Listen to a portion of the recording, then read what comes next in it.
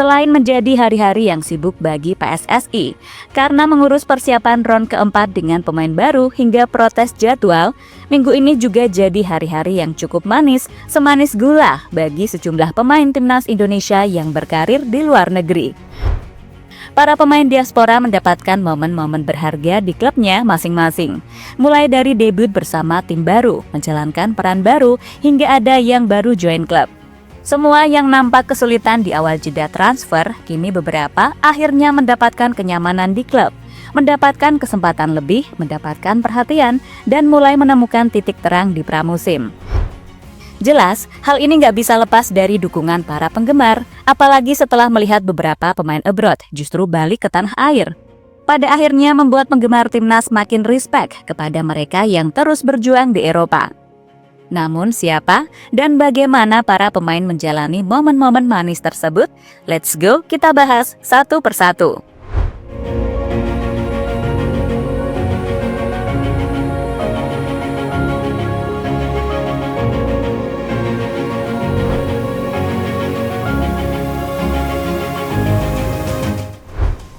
Sejak beberapa pemain diaspora ada yang bergabung ke Liga Indonesia, standar pemain abroad kita jadi lebih mendapatkan perhatian.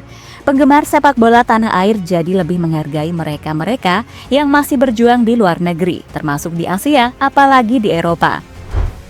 Nah, salah satu yang mendapatkan sorotan lebih adalah Nathan Choaon, pemain yang dalam beberapa musim terakhir selalu diremehkan jika bermain di klub maupun timnas. Sebab Nathan sangat jarang mendapatkan kesempatan dan menit bermain. Tapi menjelang musim baru 2025-2026, dukungan penggemar justru makin meningkat. Melihat bagaimana komitmennya untuk bertahan di Eropa, meski banyak rumor yang beredar, dia akan bermain untuk klub Liga Indonesia. Nathan resmi bergabung dengan klub kasta kedua Liga Belanda, Willem II. Dan siapa yang sangka, pada laga pramusim, ia langsung mendapatkan kesempatan.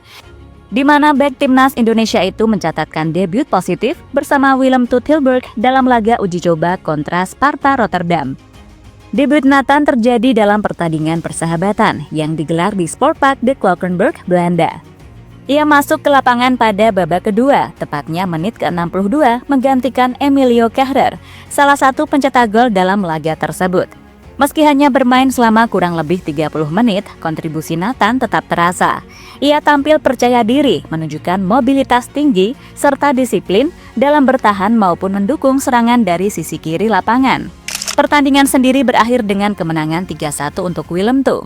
Kemenangan ini menjadi penanda awal yang baik bagi Nathan bersama klub barunya. Dan menariknya, ia pun langsung banjir dukungan, mulai dari para penggemar lokal Willem II hingga dari netizen Indonesia yang memantau kiprahnya di Eropa. Kolom komentar unggahan Instagram resmi klub dipenuhi pesan positif untuk sang pemain. Momen ini menjadi awal yang sempurna bagi pemain berusia 23 tahun tersebut dalam memulai babak baru karirnya. Harapannya jelas agar ia mampu menembus skuad utama dan menjadi pemain kunci saat Willem II berkompetisi di Eerste Divisie.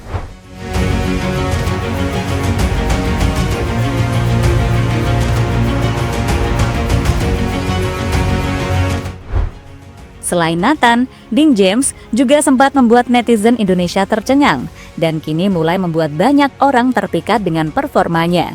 Dean bukan nama populer seperti Verdonk, tapi pramusim tahun ini bisa menjadi batu loncatan besar baginya. Dalam laga uji coba antara Go Ahead Eagles versus Al Duhail, Dean bermain penuh 90 menit. Bukan hanya sekedar bertahan, Dean juga aktif dalam transisi serangan, bahkan beberapa kali melepas umpan silang yang akurat ke dalam kotak penalti. Skor akhir 4-2 untuk kemenangan Go Ahead Eagles. Lebih lanjut, pindah ke liga seberang, seorang pemain berdarah Ambon lain juga tengah memahat nasib barunya, Kevin Dix. Sang bek tangguh yang musim panas ini resmi berseragam Borussia Mönchengladbach. Perlahan tapi pasti mulai mengukir tempat di jantung pertahanan di Vogtland. Awalnya banyak yang meragukan, apa bisa Kevin Dix bersaing di Bundesliga? Apakah ini hanya sekedar pelengkap skuad? Namun waktu menjawab dan pramusim jadi saksi. Setelah laga debut yang hanya membuatnya tampil sebagai pemain pengganti, akhirnya Kevin Dix mendapatkan kesempatan emas. Ia menjadi starter utama dalam laga pramusim melawan FC Nürnberg. Sebuah momen yang terasa sangat besar bagi sang pemain. Di atas lapangan, Kevin Dix tidak hanya bermain. Ia menjelma menjadi dinding baja yang kokoh, membawa ketenangan dalam lini pertahanan, menutup ruang dengan efisien, dan tak ragu naik membantu serangan. Bermain selama 45 menit, Mönchengladbach menang 2-0, dan meskipun hanya satu babak, itu cukup untuk menumbuhkan harapan. Sorotan media Jerman mulai melirik. Akun resmi klub mulai menyebut namanya, dan netizen Indonesia tentu saja sudah lebih dulu memenuhi kolom komentar. Laga ini adalah pertanda bahwa Kevin bisa bersaing. Kepindahannya bukan bisnis, tapi sebagai calon pemain utama di musim kompetisi Bundesliga 2025-2026. Meskipun persaingan di belakang begitu ketat, namun pramusim kali ini bisa jadi pembuka pintu yang selama ini tampak rapat.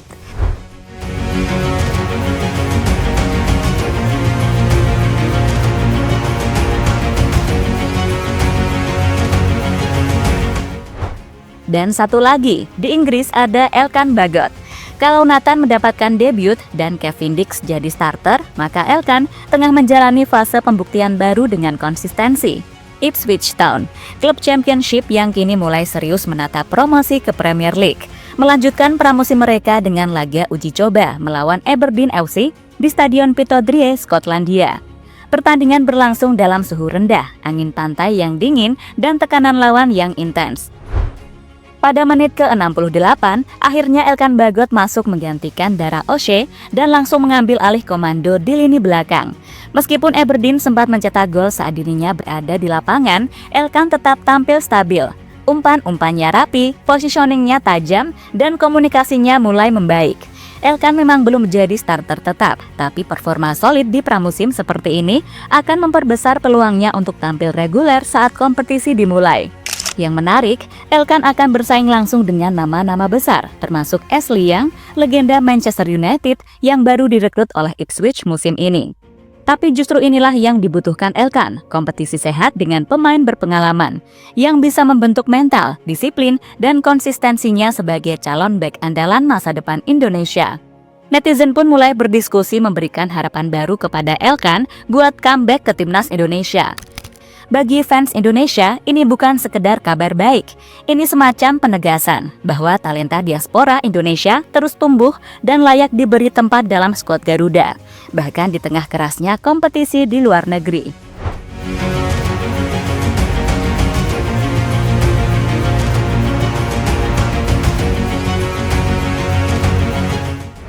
Di sisi lain, beberapa punggawa Garuda mencapai kesepakatan dengan tim baru. Emil Audero kembali membuat gebrakan. Setelah musim lalu menjadi bagian dari Como 1907, kini Audero memilih jalan baru yang lebih menantang, bergabung dengan klub Serie A Cremonese yang baru saja promosi. Transfer ini mengejutkan banyak pihak karena sempat muncul isu bahwa Audero bakal kembali ke kasta kedua Liga Italia atau bahkan jadi cadangan di Como. Namun pilihan untuk tetap bertahan di Serie A menunjukkan ambisi besarnya untuk membuktikan bahwa ia masih pantas berada di level tertinggi. Dipinjam selama satu musim, Emil juga mendapatkan opsi pembelian permanen, yang artinya ini bukan sekedar pelarian, melainkan kesempatan kedua untuk membuktikan diri. Dan yang lebih penting lagi, ini adalah peluang besar untuk kembali merebut posisi utama di timnas Indonesia, terutama bersaing dengan Marten Pas untuk posisi kiper utama dalam kualifikasi Piala Dunia ronde keempat nanti. Fans Indonesia merespon positif, Instagram Cremonese langsung banjir komentar. Kini tinggal bagaimana Audero memanfaatkan momen ini, sebab Serie A adalah panggung yang tak main-main. Di sana, satu kesalahan bisa fatal, tapi satu clean sheet bisa mengubah karir selamanya.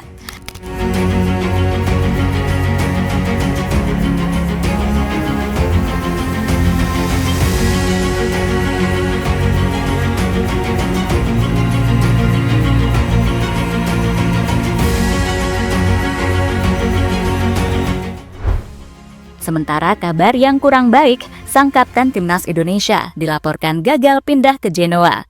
Padahal sebelumnya, rumor transfer ini sudah seperti sinetron FTV, tinggal tunggu restu orang tua alias klub Venezia. Namun ketika semua tampak lancar, satu hal yang menghalangi yakni soal harga.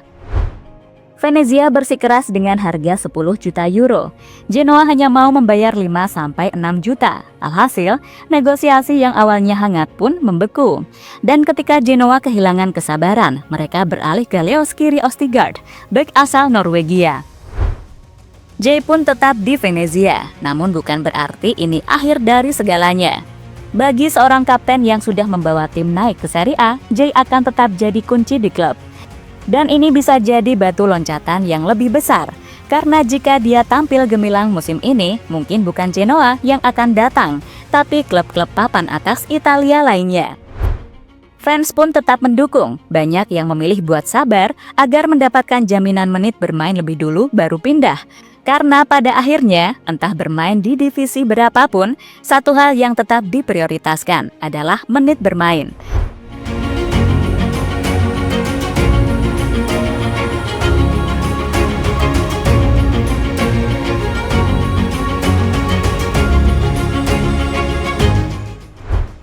Pada intinya, pramusim kali ini bukan sekedar pemanasan biasa bagi para pemain timnas Indonesia di Eropa. Ini adalah panggung pembuktian, ajang penegasan bahwa mereka bukan hanya simbol diaspora, tapi juga pejuang sejati yang tak mau kalah dalam kerasnya dunia sepak bola luar negeri. Dari Nathan yang akhirnya menemukan panggungnya di Belanda, Dean James yang perlahan jadi sorotan, Kevin Dix yang mulai menyatu dengan Bundesliga, hingga Elkan Bagot yang menapaki jalan konsistensi di Inggris. Semuanya menunjukkan satu benang merah, ketekunan dan kesabaran yang akhirnya mulai berbuah manis. Dan tentu saja Emil Audero sang penjaga gawang utama Garuda yang kembali ke Serie A dengan ambisi membara. Bahkan meski ada kisah yang belum tuntas seperti Jaitses, bukan berarti gagal. Mungkin hanya sedang menunggu panggung yang lebih besar untuk ditaklukkan. Yang jelas, di balik semua cerita ini, ada satu kekuatan yang tak terlihat, tapi sangat terasa, dukungan fans. Mereka yang terus hadir di kolom komentar, menyebar semangat, mengingatkan bahwa perjuangan para pemain tak pernah sendirian. Bahwa bendera merah putih yang mereka bawa bukan hanya kain, tapi harapan jutaan mata yang menanti. Karena di akhir hari, sepak bola bukan cuma soal menang atau kalah, tapi tentang siapa yang berani tetap bertahan saat banyak yang memilih pulang. Dan sekarang, para pejuang itu sedang menyala satu persatu di Eropa. Siapa tahu, musim ini adalah musim terbaik mereka, dan efeknya ke timnas Indonesia juga, ya kan?